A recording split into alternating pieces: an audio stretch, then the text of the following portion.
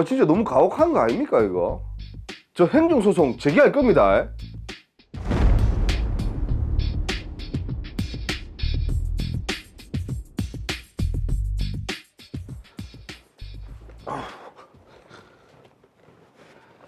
아이고.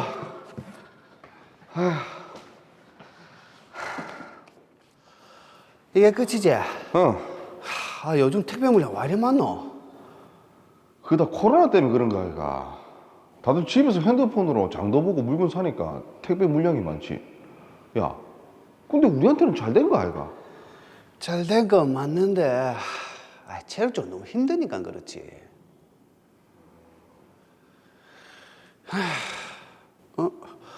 일도 마무리됐는데 우리 앞에 가서 고기에 소주 한잔 할까? 그 소주는 됐고 고기만 먹자. 술도 같이 해야지. 나 오늘 오토바이 타고 출근했다. 그 대리도 못 부른다. 차는 어쩌고? 차고는 술이 많겠다. 그래. 일단 가자. 가자.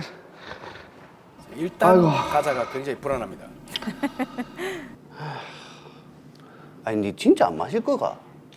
혼자 마실라니까 영 술맛도 안 난다. 안 먹는다니까. 내 옛날에 음주운전 걸린 것 때문에 그거 조심하는 거 알면서 참. 그래도 딱 한 잔. 한 잔만. 오토바이는 음주 단속도 잘 안 걸리잖아. 친구가 나는 도움이 요거, 안 되네요. 육회만 물기다. 아이고, 현우야. 우리가 직장 동료긴 해도 둘도 없는 친구인데 내 요즘 마누라랑 애들한테 왕따 당해서 힘든 건 네가 제일 잘 알면서 술도 한 잔 안 마셔주고 내 갈란다. 뭘 또. 알았다 그래. 짠하자 임마. 역시 내 친구. 짠. 저 가게 보냈어야 되는 건데. 아유. 이제 끝. 됐지? 야, 그래. 고기 많이 물어. 아휴.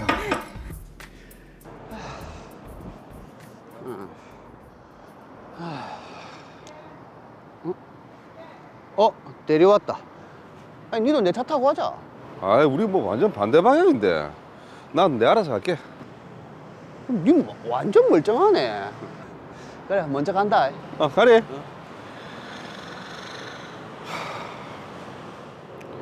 아이고야, 벌써 시간이 이래 됐나? 내일도 오토바이 타고 출근해야 되는데 여기 계속 놔둘 수도 없고 이거 있잖아.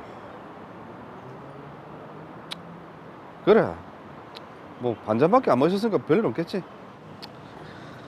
아휴. 오토바이는 대리운전 안 됩니까? 그러니까 그게 궁금하네요.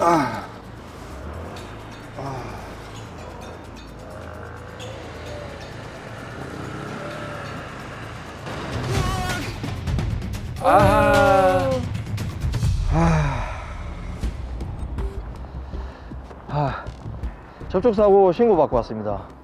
예, 제가 접촉사고를 냈습니다. 어떻게 사고가 났습니까?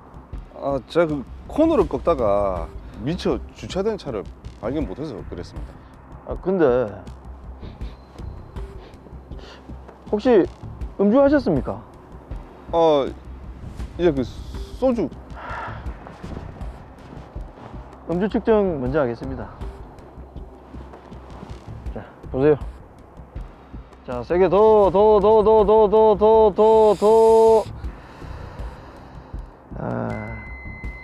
아이고, 0.14. 운전면허 취소 처분 기준을 넘으셨네요. 우와. 자, 일단 경찰서로 가시죠. 예?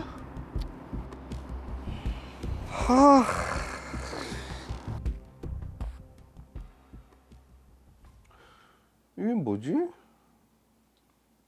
뭐? 운전면허가 다 취소됐다고?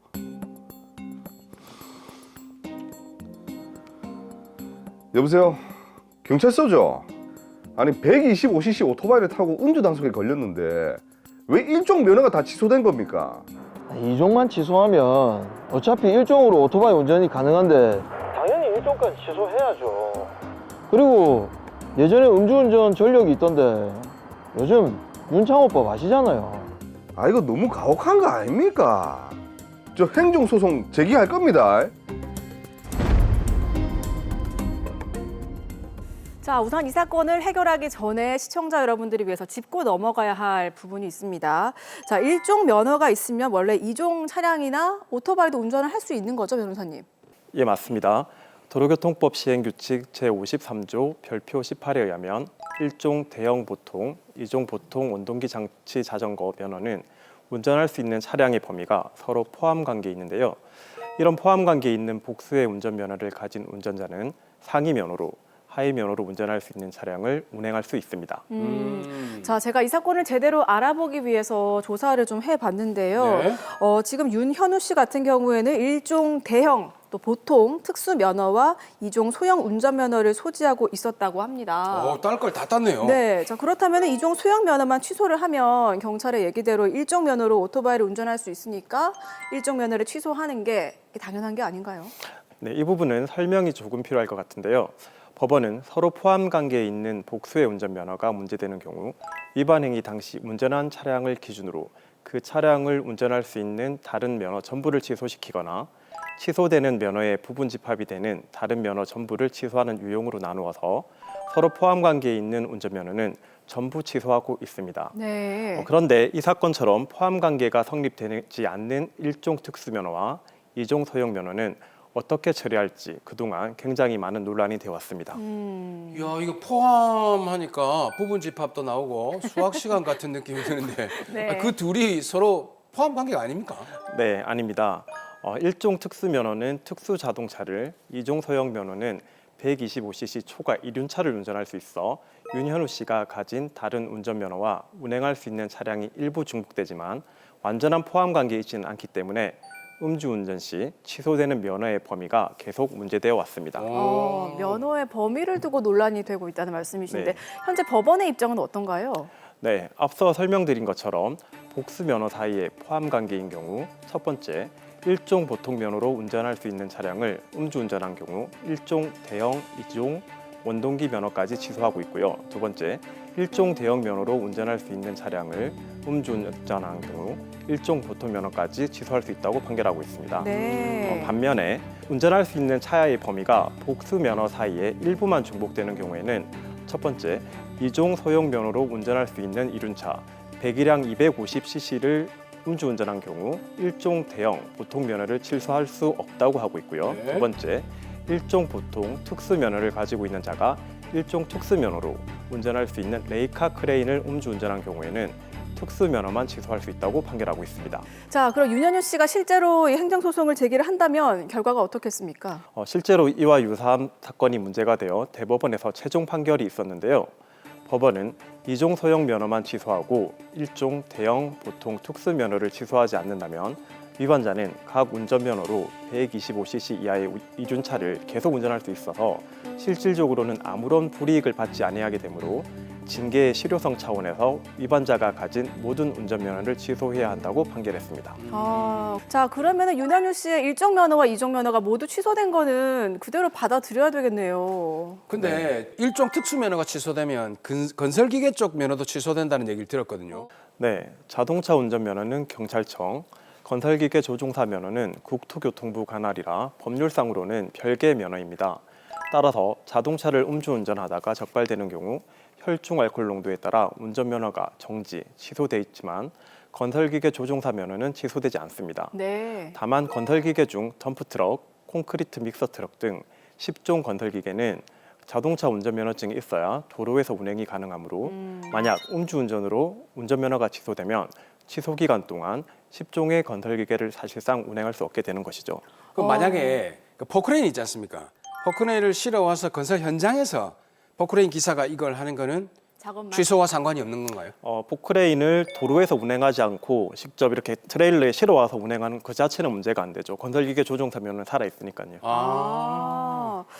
자, 만약에 그렇게 취소 기간 동안에 10종의 건설 기계를 사실상 운행할 수 없다고 한다면 생계 위협을 받게 되는데 구제 방법이 없겠습니까? 네, 음주운전으로 인한 면허 취소의 구제 방법은 이의신청, 행정심판, 행정소송이 있습니다.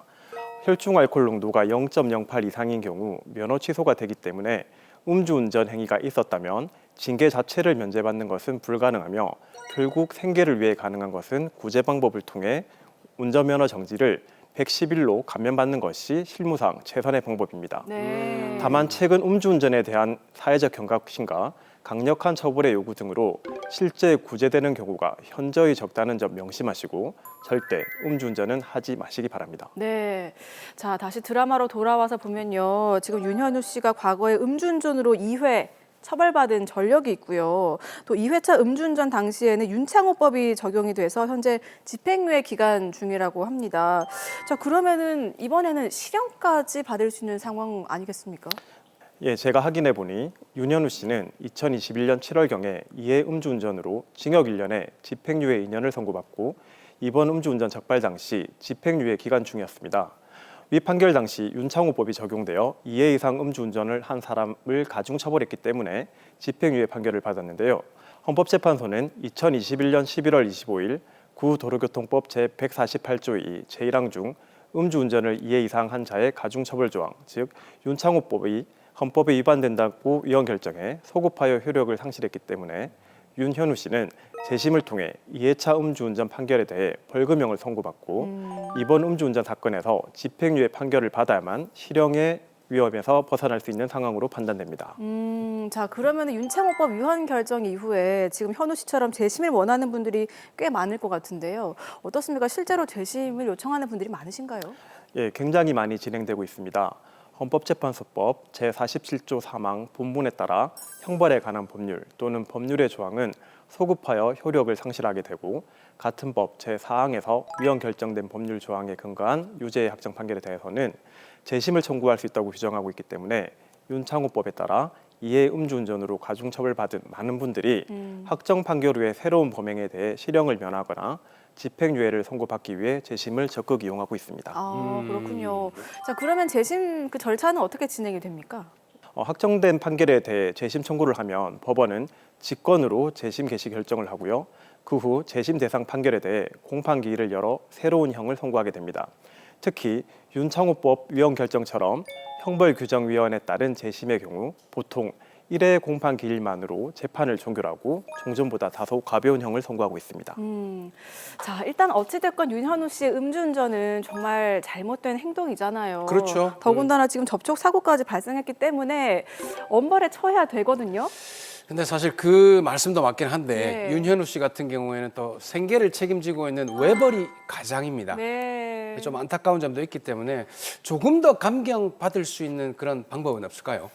네, 윤현우 씨는 천만다행으로 주차된 차량과 접촉 사고를 일으켜 인명피해는 없었는데요. 네. 그런데 3회차 음주운전의 경우 혈중 알코올 농도가 0.130이므로 굉장히 높아서 법원에서는 2회차 음주운전에 대한 재심 판결이 이제 벌금형을 선고해 주더라도 3회차 음주운전에 대해서는 실형을 선고할 수도 있기 때문에 가족들의 생계를 책임지고 있는 점, 소량의 음주를 했지만 고된 육체적 노동으로 인한 피로감으로 혈중 알코올 농도가 높게 나온 점 등을 적극 주장해서 벌금이나 집행유예가 선고될 수 있도록 준비해야 할 것 같습니다. 네. 자, 다시 한번 말씀드리지만 음주운전은 절대 해서는 안 된다는 거 명심하셨으면 좋겠고요. 이종 면허로 운행을 하다가 음주운전으로 적발이 됐을 때는 일종 면허까지 취소될 수 있다는 점 꼭 기억하셨으면 좋겠습니다. 네. 자, 변호사님 마지막으로 윤현우 씨에게 한 말씀 부탁드립니다. 네, 윤현우 씨의 경우 일종 대형 보통 특수운전면허 취소에 대해 불복을 하더라도 법원에서는 징계의 실효성 차원에서 기각할 것이므로 굳이 시간과 비용을 허비하지 마시고 처분을 수용하시는 것이 좋을 듯합니다. 다만 현재 집행유예 기간 중에 3회차 음주운전을 한 상태이므로 반드시 2회차 음주운전 확정 판결에 대해서 재심 청구를 하시고 그 사건에서 벌금형으로 변경하셔야 되고 이제 3회차 음주운전 재판에 대해서는 이 앞에 말씀드렸던 사유를 충분히 주장하셔서 실형의 위험에서 벗어날 수 있다는 점 명심하시길 바랍니다.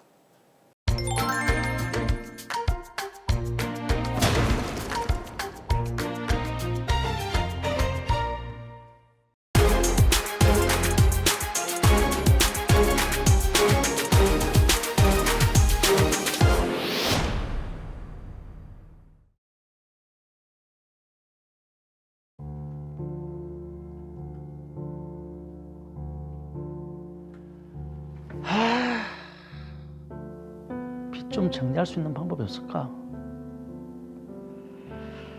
이대로 주저앉을 수만 없는데.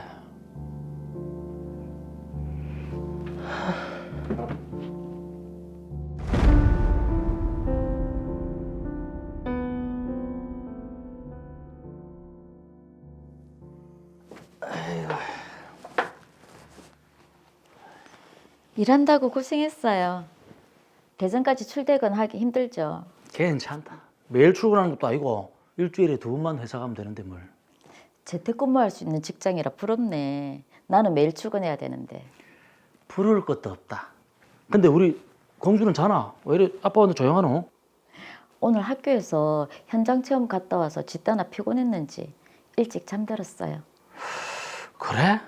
그럼 우리 서우 자는 모습이라도 좀 보러 갈까? 에헤이, 자는 애 깨우려고 내일 아침에 보고 얼른 씻어요. 아, 예, 알겠습니다.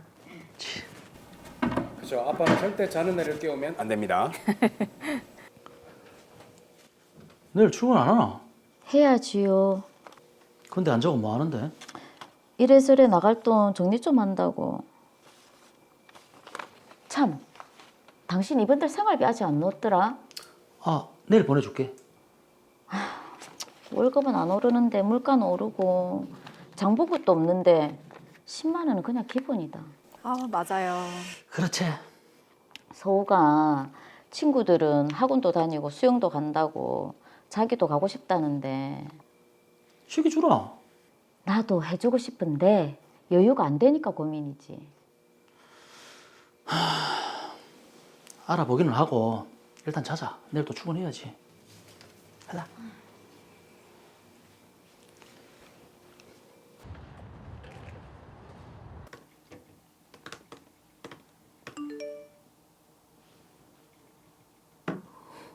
돈 빠지는 건 칼 같네.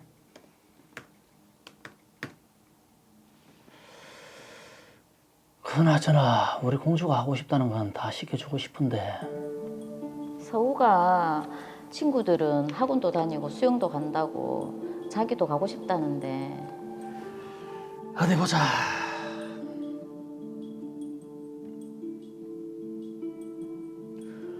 헐, 주 1위 하는데 뭐 이리 비싸노? 어린 시절 가난하게 자란 탓에 내 자식에게만은 모든 걸 다 해주고 싶었습니다. 하지만 아이가 커갈수록 나가는 돈은 늘어났지만 월급은 늘 같았고 열심히 일해도 생활은 유복해지지 않고 늘 제자리 걸음인 듯한 마음이 들었습니다.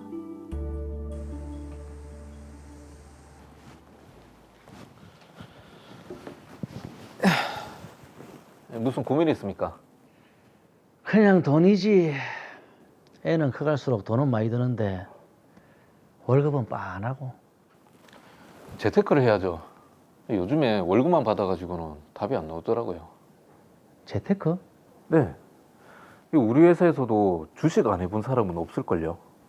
저 아는 형님도 주식으로 돈 좀 벌어가지고 이번에 사업체 새로 시작한다고 얘기하시더라고요. 저거 믿으면 안 돼요. 주식 그거 위험한 거 아이가? 아닙니다. 공부만 좀 하면 성공할 수 있습니다. 그럼 니도 하고 있나? 그럼요. 저도 2천만 원 투자해가지고 좀 벌었죠. 이야, 야, 자세히 좀 한번 이야기해봐라. 주식이란 게 그렇게 저는 주식에 투자하게 됐습니다.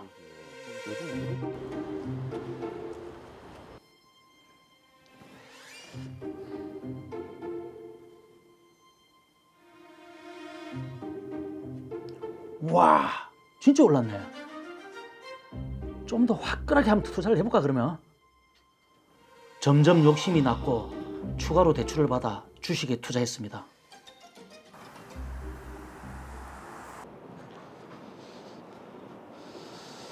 점심은요? 지금 점심이 문제가 아니다. 계속 하락세다니까. 그렇다고 너무 섣불리 빼면 안 됩니다. 4천만 원이나 대출을 받아서 넣었는데 큰일 났다. 그래도 너무 조급하게 생각하지 마시고요. 저 회의 시간 다 돼가지고 가보겠습니다. 하지만 주식 투자에 실패했고 불어난 이자와 손실 금액을 채우기 위해서 결국 코인까지 투자했지만 빚은 제가 감당할 수 없을 만큼 불어났습니다.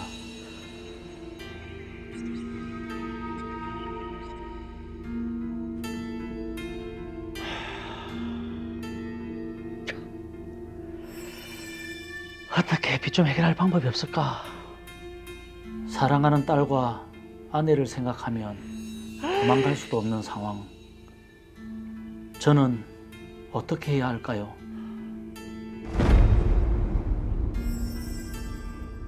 네, 아무래도 고정적인 월급만으로는 큰 돈을 모을 수가 없기 때문에 주식과 코인에 손을 댔다가 지금 낭패를 보신 상황인데요.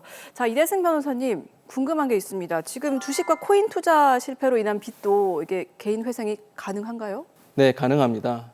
최근 김도훈 씨처럼 잘 살아보려고 주식 코인에 투자했다가 실패하고 오히려 빚만 늘어난 사람들이 많은데요. 이런 분들도 개인회생을 통해서 채무 조정이 가능합니다. 네. 뿐만 아니라 비면책 채권만 아니라면 사채, 보증, 개인 간 채무 등도 모두 개인회생으로 해결이 가능합니다.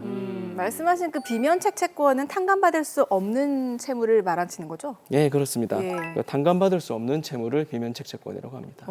비면책 채권에는 어떤 것들이 있습니까? 대표적으로 세금을 들을 수 있고요. 형사처분에 의한 벌금, 과료, 추징금 등이 있습니다.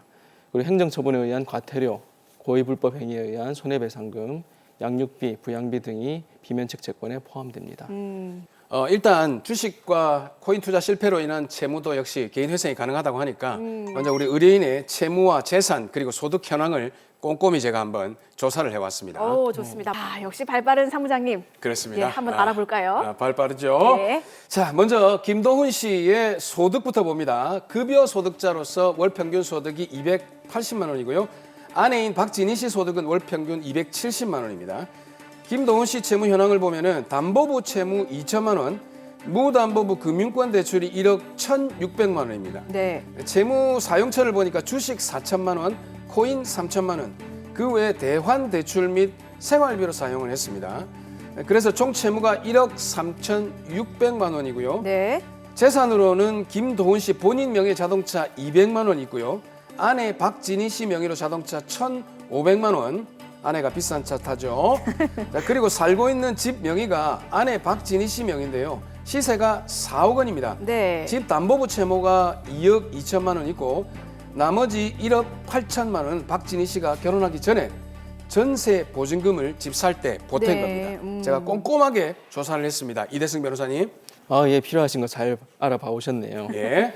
예, 조사하신 내용을 토대로 짚어보면 개인회생을 진행했을 때 어려운 점이 있어 보입니다. 우선 청산 가치를 좀 따져보겠습니다. 네.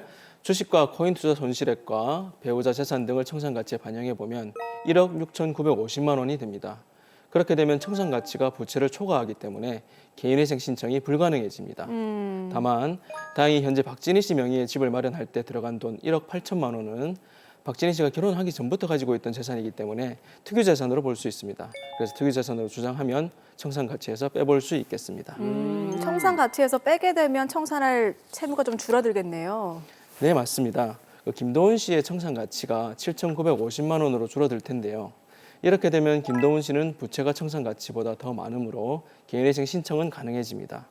다만 청산 가치가 높아서 3년간 갚아 나간다고 가정하면 한 달에 221만 원 이상을 월 변제금으로 납입해야 할 것으로 보입니다. 네. 실제 김도훈 씨 재산은 200만 원 정도밖에 없거든요. 예. 근데 주식 코인으로 7천만 원 손실 보는 바람에 청산 가치가 높아져 버린 것이죠.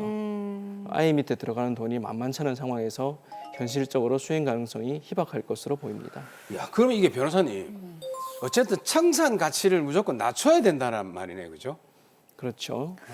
자, 그럼 지금 변제 수행이 어렵다고 하면 개인회생 신청을 해볼 수 없습니까?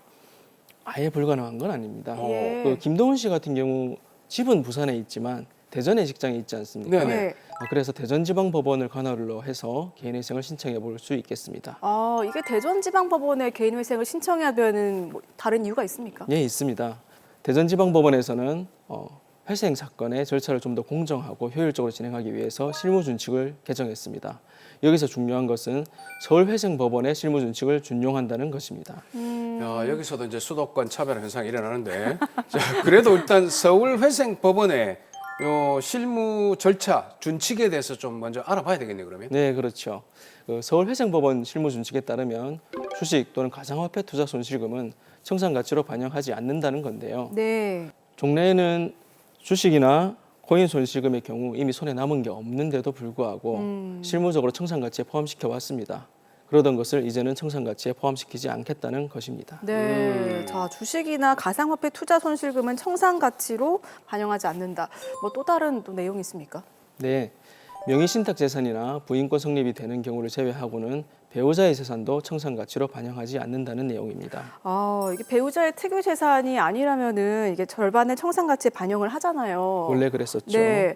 이 서울회생법원 실무준칙에서는 왜 배우자의 재산을 청산가치에 반영하지 않는다는 건가요? 네, 사실 민법에 따르면 부부재산제도의 기본은 부부별산제입니다. 이를 고려하면 배우자 재산의 절반을 채무자의 청산가치에 포함시켜온 기존 실무관행이 오히려 문제가 있다고 보이고요. 구체적 사안으로 들어가면 채무자의 채권자와 배우자의 채권자 사이에서 형평에 맞지 않는 결과를 초래하는 경우도 많기 때문입니다. 네. 이야, 그렇게 되면 일단 개인 회생을 하시는 분들은 상대적으로 납부금 부담이 조금 덜어지게 돼서 뭐 다행이긴 한데 저는 또 이런 생각이 들어요. 뭐 주식, 코인 투자 실패를 해도 개인 회생하면 되지 뭐 이런 도덕적 해이 예. 이런 게 생기지 않을까요? 네, 그런 우려가 있죠. 네. 하지만 개인회생을 진행하려면 3년에서 5년간 최저 생계비를 뺀 나머지 수입을 전부 변제에 투입해야 됩니다. 만만치 않죠. 그렇기 때문에 개인회생 절차가 결코 쉽지 않습니다. 그리고 법원에서는 사행성 투자는 아닌지 또 처음부터 개인회생을 염두에 두고 안 갚을 요량으로 대출을 받아서 투자한 것은 아닌지 네. 철저하게 검토하고 있습니다. 아. 자, 다시 이제 드라마 사례로 돌아와서 보면요. 김도훈 씨는 직장 주소지로 개인 회생을 신청을 하게 되면 주식과 코인 투자 손실금이 청산가치에 반영이 안 되겠네요. 네, 그렇습니다. 대전지방법원으로 신청할 경우 주식 코인 투자 손실금과 배우자 재산은 청산가치에 포함되지 않습니다. 그렇게 되면 김도훈 씨 명의의 차량 시세 2,200만 원에서 담보대출금 2천만 원을 제외한 200만 원만 청산가치가 됩니다. 자, 그리고 개인 회생에서 변제 계획을 세울 때 중요한 게 또 부양가족 아니겠습니까? 그렇죠. 예. 지금 아내 박진희 씨 같은 경우에는 소득이 있으니까 인정이 안 될 테고 김도훈 씨의 딸은 이 부양가족으로 인정이 되겠죠? 예, 맞습니다. 예. 아내분은 소득이 있기 때문에 부양가족으로 포함될 수 없고 딸 같은 경우에도 공동양육이 원칙이기 때문에 0.5인만 인정되어서 김도훈 씨는 본인 포함 1.5인 생계비를 인정받을 수 있는데요. 그 경우에 1.5인 생계비는 166만 원입니다. 자, 우리가 쭉 이야기를 해봤는데 제일 중요한 겁니다. 김도훈 씨 변제 계획 최종적으로 어떻게 수립할 수 있을까요? 네, 김도훈 씨는 평균 소득이 280만 원이고 1.5인 가구로 신청을 해서 월 변제금이 166만 원을 제외한 약 114만 원이 되겠습니다. 이를 36개월 동안 변제하는 것으로 계획안을 세울 수 있겠습니다. 무담보부 채무가 1억 1,600만 원에서 약 4천만 원 정도를 변제하고 7,500만 원 정도를 탕감받을 수 있겠습니다. 예. 자, 도훈 씨가 빚의 무게를 조금 덜어낼 수 있어서 다행입니다. 최근에 주식이나 가상화폐 투자 실패로 고통받고 있다는 분들 뉴스로 마주 접하는데 말씀을 들어보니까 지금 채무자가 어디 거주하느냐에 따라서 이게 사건 처리가 달라지니까 불만이 나오겠는데요. 예, 나오죠, 당연히. 참 불공평해 보이죠. 예. 아무래도 서울회생법원과 이런 전문 법원이 없는 다른 지방법원 사이에 실무상 격차가 존재합니다.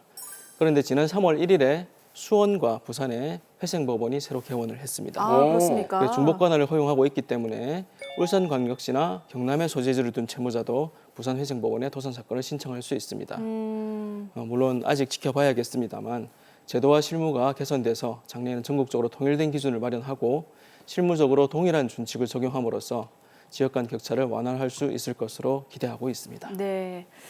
자, 마지막으로 의뢰인이죠. 김도훈 씨께 변호사님 할 말씀 부탁드립니다. 네, 개인회생 제도는 성실하나 불운한 채무자에게 새로운 출발의 기회를 주기 위한 제도입니다. 다만 여전히 과도한 변제금으로 인해 실제로 변제 수행이 어려운 경우가 많습니다. 그러나 저와 같은 도산 전문 변호사의 조력을 받으신다면 오늘 살펴본 것처럼 충분히 수행 가능한 변제 계획으로 회생이 가능하실 것으로 보입니다. 김도훈 씨, 긴 시간 자책하면서 고통받으셨을 텐데 이제 개인회생 제도를 통해 채무의 굴레에서 벗어나 행복한 가정을 꾸릴 수 있기를 바랍니다.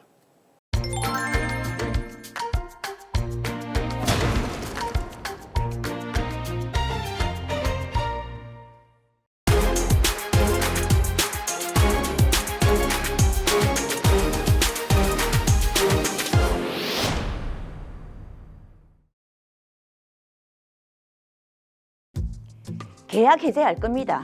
저희가 드린 계약금 돌려주세요. 아니 그쪽에서 먼저 계약 파기를 하자고 했는데 우리가 왜 계약금을 돌려줍니까? 안 됩니다.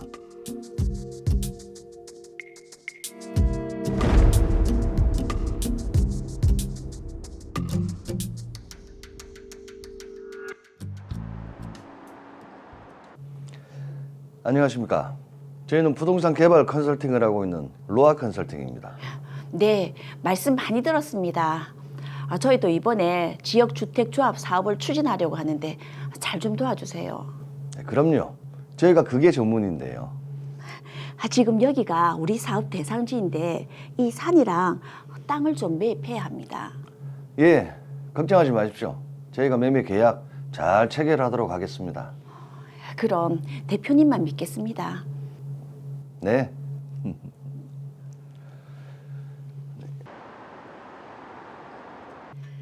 매매 계약 잘 체결됐죠? 에이, 그럼요. 한 곳은 12월에 저희가 먼저 계약금을 지불하고 계약 체결을 했고 저것도 어제 계약금을 지불했습니다. 아우, 한 대표님 일 처리가 참 깔끔하고 좋네요. 제가 일 처리 좀 합니다. 조합장님, 그래서 말인데 저희가 계약 맺은 사업 부지 관련해서 정식 계약서를 써야 할 것 같은데. 그렇죠. 계약서 써야죠. 우리가 매수한 토지 목록입니다. 총 매매 대금이 12억 3천만 원이고 계약금으로는 10%. 그러죠. 저희 주택조합 이름으로 계약서 작성하시죠. 네. 저희 주택조합은 로아 컨설팅과 매매 계약서를 작성했고 계약금 10% 1억 2,300만 원을 지급했습니다. 그 잔금은 조합 설립 인가 이후에 지급하실 거죠?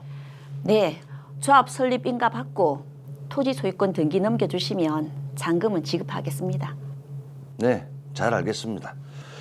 여기 사인하시면 됩니다. 계약은 수월하게 진행됐습니다.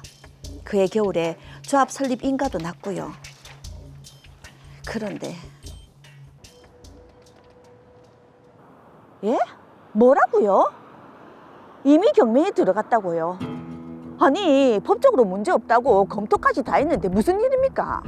로아 컨설팅이 은행에 잡힌 근저당 때문에 우리 사업 부지의 토지에 이미 경매가 붙여진 거랍니다. 예? 뭐라고요? 로아 컨설팅 대표는 뭐랍니까? 아니지. 내가 직접 만나볼게요. 한 대표님, 이게 어떻게 된 겁니까? 그게 우리가 부동산 매매를 하면서 저 돈이 좀 부족해서 은행에 근저당권 설정을 한 게 있는데 그게 그럼 저희 매매 계약 맺은 거 어떻게 됩니까? 그건 그대로 유지가 되는 거죠. 조합 설립 인가도 났고 대상 부지의 토지 계약도 마쳤지 않습니까? 저희는 소유권 이전 등기 절차를 이행하면서 잔금을 치르기로 했잖아요. 지금 이 상황이면 등기 이전 안 되는 거잖아요. 뭐 그건 그렇긴 하지만 계약 체결 안 되면 저희가 지급한 계약금 반환하셔야 됩니다. 조합 측에서 먼저 계약 파기를 하자고 했는데 저희가 왜 계약금을 돌려줍니까? 아니, 그쪽에서 조건을 제대로 못 지켜서 지금 계약이 파기되는 거잖아요. 아니 엄연히 계약 파기하자는 쪽이 손해를 보는 게 당연한 거 아닙니까? 저희는 반환 못합니다. 그리고 반환할 여력도 없습니다. 한 대표님, 이러시겠다. 그럼 저희도 가만 안 있겠습니다. 뭐 소송이라도 하시게요? 당연하죠. 지금 경매 들어간 지도 한참인데 저희도 기다릴 만큼 기다렸습니다. 계약금 반환 안 하시면 저희는 소송하겠습니다. 네, 마음대로 하십시오.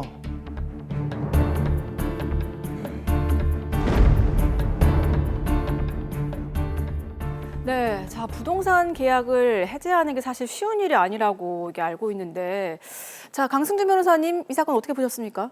사실 계약 해제를 할 수 있는 상황 그리고 계약 해제를 할 수 있는 조건은 부동산 계약마다 차이가 있을 수 있는데요. 오늘 이 부분을 제가 자세히 설명드리겠습니다. 예.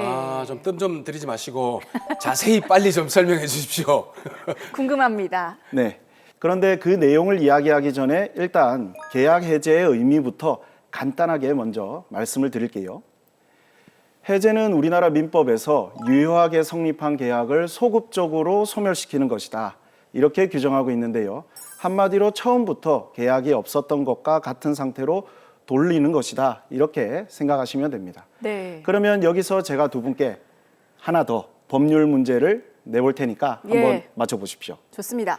우리가 일반적으로 계약을 해제한다고 말할 때도 있고 또 계약을 해지한다고 말할 때도 있는데 이 해제와 해지 어떻게 다른 건지 혹시 아시나요? 이거 아나운서 준비생 때 봤던 한국어 시험 문제 같은데요. 어, 해제, 해지. 나한테 물어볼 건 아니죠. 떠넘기려고요. 아니, 제가 이제 학교 다닐 때 기억으로는 확 박혀 있는 게 해제는 앞으로 돌아가서 무효로 하고 해지는 장래를 향해 무효로 한다. 뭐 이렇게 했는데 맞습니까? 네, 좋은 학교에서 제대로 배우신 것 같은데요. 만세. 네, 말씀하신 대로 이 해지는 계속적인 계약을 장래에 향하여 실효시키는 것을 말하는데요. 네. 쉽게 말하면 지금까지 이 계약을 이행한 부분에는 영향을 주지 않고 장래에 대해서만 그 효력을 없앤다는 것입니다. 그러니까 예를 하나 들면 임대차 계약 같은 것은 내가 임차인으로서 그동안 임대료를 내고 이 주택이나 상가를 점유 사용해온 것은 사실이니까 계약을 해지해서 앞으로 더 이상 점유 사용을 안 하겠다. 이렇게 하는 게 맞는 것 같고요. 네. 그리고 부동산 매매 계약, 오늘의 이 드라마 사례 같은 경우에는 지금까지 진행한 계약의 내용도 사실상 없고 또 계속적인 계약도 아니기 때문에 계약을 해제해서 완전히 소멸시켜버리는 게 맞는 거겠죠. 자, 그러니까 해제는 과거의 계약을 아예 없애버리는 거고 해지 같은 경우에는 우리 적금할 때도 만기 해지. 아, 해지. 응, 지금부터 이제 앞으로의 것들을 이제 해지시키는 거네요. 네. 자, 그럼 오늘 사례로 다시 이제 돌아와서 보면요. 지금 계약 조건으로 내걸었던 소유권 이전 등기 절차가 제대로 이루어지지 않았기 때문에 네. 계약을 파기하겠다는 게 정현정 씨의 주장인데 네. 이 경우에는 어떻습니까? 계약 해제가 가능할까요? 네. 해제는 일반적으로 계약서에 해제 가능한 사유를 구체적으로 기재해 놓는 이 약정 해제, 그리고 계약서에 이런 해제 조항이 구체적으로 없을 경우에 민법 규정에 따라 해제할 수 있는 이 법정 해제, 이렇게 나눠지고요. 법정 해제는 다시 이행지체로 인한 해제, 그리고 이행불능으로 인한 해제로 크게 나눠지는데요. 네. 제가 생각하기에 오늘 이 드라마 사례의 경우에는 법정 해제 중에서도 로아 컨설팅 회사의 이행불능을 원인으로 해서 부동산 매매 계약을 해제할 수 있을 것으로 생각이 됩니다. 자, 그 말씀은 지금 로아 컨설팅 회사가 계약 조건을 제대로 이행할 수 없는 그런 상태이기 때문에 정현정 씨가 부동산 매매 계약을 해제하겠다, 이런 의미인 거죠? 네, 맞습니다. 예. 그런데 앞서 말씀드렸듯이 이행불능으로 인한 계약 해제에도 또 일정한 조건이 필요합니다. 자, 오늘 까다롭습니다. 어떤 조건이 있습니까?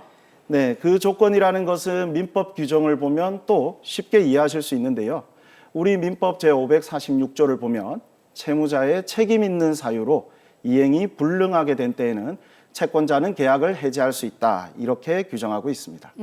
책임 있는 사유로 이행이 불능하게 돼야 된다. 그럼 책임 있는 사유라는 거는 구체적으로 어떤 경우입니까? 네, 판례를 하나 말씀을 드리겠습니다. 예. 우리나라 판례를 보면 사실 오늘 드라마 사례와 유사한 경우들이 사실 많이 있는데요. 이 대법원에서는 매도인이 매매 대상 부동산에 설정된 근저당권 설정 등기와 가압류 또는 압류 등기를 모두 말소하고 소유권 이전 등기 절차를 이행할 수 없는 무자력, 이 무자력의 상태에 있는 경우에 매수인이 이행불능을 이유로 부동산 매매 계약을 해제할 수 있다, 이렇게 판시한 적이 있습니다. 그런데 말입니다. 네.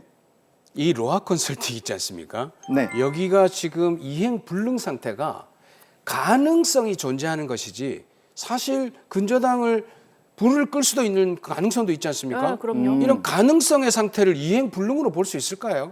정말 좋은 질문을 하셨는데요.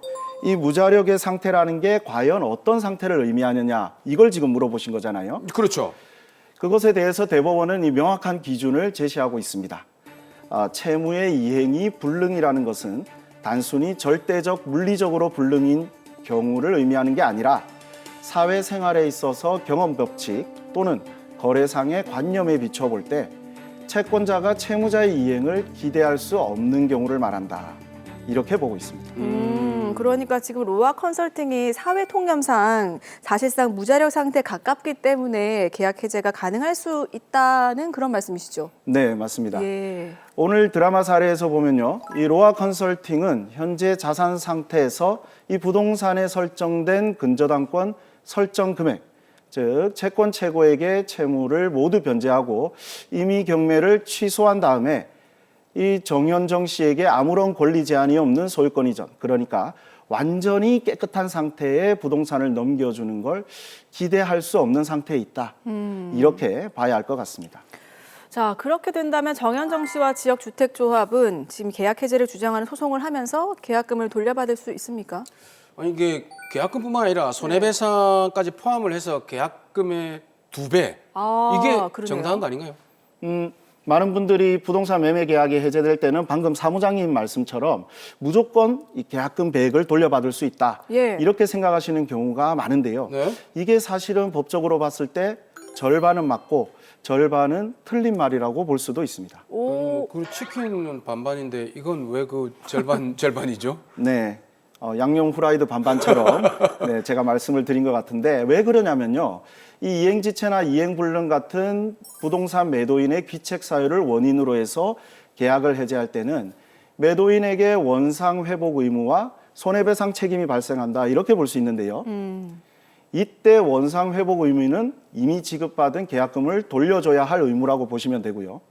방금 사무장님께서 매수인이 계약금 2배, 그러니까 매수인이 계약금을 한 번 더 받아야 한다 이렇게 말씀하신 것은 사실 계약금 상당액이 손해배상 금액으로 인정되어야 한다 이런 의미로 말씀하신 거라고 볼 수 있는데 이게 항상 100% 인정되는 건 아니거든요. 자, 지금 매도인의 이행 불능으로 부동산 매매 계약을 해제할 때 매수인이 계약금 배액을 항상 받을 수 있는 건 아니다 이렇게 말씀하셨는데, 자, 그런데 왜 일반적으로는 계약금 배액을 받을 수 있다 이렇게 알고 있는 거죠? 저도 그렇게 알고 있거든요. 네, 원래 이행 불능을 이유로 이 계약을 해제하거나 손해배상을 청구하는 경우에는요, 이 계약이 이행될 것이라 믿고 지출한 비용, 그러니까 뭐 예를 들면 이미 지급한 공인중개사 수수료 같은 것, 네. 이런 것들이 이제 손해로 인정될 수 있다 이렇게 볼 수 있는데요. 우리가 일반적으로 사용하는 이 부동산 매매 계약서를 한번 보면 매도인 또는 매수인이 계약상 내용에 대해 불이행이 있을 경우 계약 당사자가 계약 해제에 따른 손해배상을 상대방에게 청구할 수 있고, 이 손해배상에 대해서는 별도의 약정이 없는 한 계약금을 손해배상의 기준으로 본다. 이런 내용이 활자로, 그러니까 컴퓨터로 프린트되어서 이미 기재되어 있는 경우가 많이 있거든요. 네, 맞아요. 저도 사실 이제 뭐 매매 계약도 해보고 전세 계약도 해봤지만 여기 딱 그 부동산에서 준비한 계약서에 인쇄가 돼 있어요. 본 적이 있어요. 맞아요. 대부분 또 계약서에 그렇게 되어 있기 때문에 저희가 계약금을 2배를 받을 수 있다라고 알고 있는데, 그렇게 적혀 있지 않으면은 2배를 못 받을 수도 있다는 말씀이시네요. 네, 그런 거죠. 아. 지금 오늘 이 드라마 사례에서 제가 한번 확인을 해보니까요. 정현정 씨, 그러니까 이 지역주택조합과 로아 컨설팅 사이에 작성된 부동산 매매 계약서에서도 이 계약금을 손해배상 예정액의 기준으로 하는 내용이 포함되어 있었습니다. 네. 그렇다면 결론적으로 볼 때 이런 내용을 근거로 해서 계약금 상당액을 손해배상 금액으로 함께 청구할 수 있을 것 같습니다. 계약서에 그런 내용이 잘 담겨 있는지도 한번 살펴볼 필요가 있겠습니다. 맞습니다. 자, 변호사님, 그럼 마지막으로 의뢰인 정현정 씨께 한 말씀 부탁드립니다. 네, 지역주택조합 사업을 진행할 때 토지를 확보하는 건 사업의 핵심적인 부분이라고 할 수 있는데요. 이 로아 컨설팅의 무책임한 행동 때문에 정말 난감한 상황에 놓이게 된 것 같습니다. 이 정현정 씨는 조합의 손해를 줄이기 위해서라도 어쩔 수 없이 일단 로아 컨설팅을 상대로 부동산 매매 계약을 해제하고 원상 회복과 손해배상으로 계약금 배액을 청구해야 할 것 같고요. 또 추가적으로 어쨌든 지금 로아 컨설팅이 확보한 토지가 이 경매에 넘어가 있는 상황이니까 조합원들의 의사를 물어서 이 경매 절차에 적극적으로 참여할 것인지, 또 어떻게 사업 진행을 위한 토지 확보를 할 것인지 이 부분을 결정해야 할 것으로 보입니다.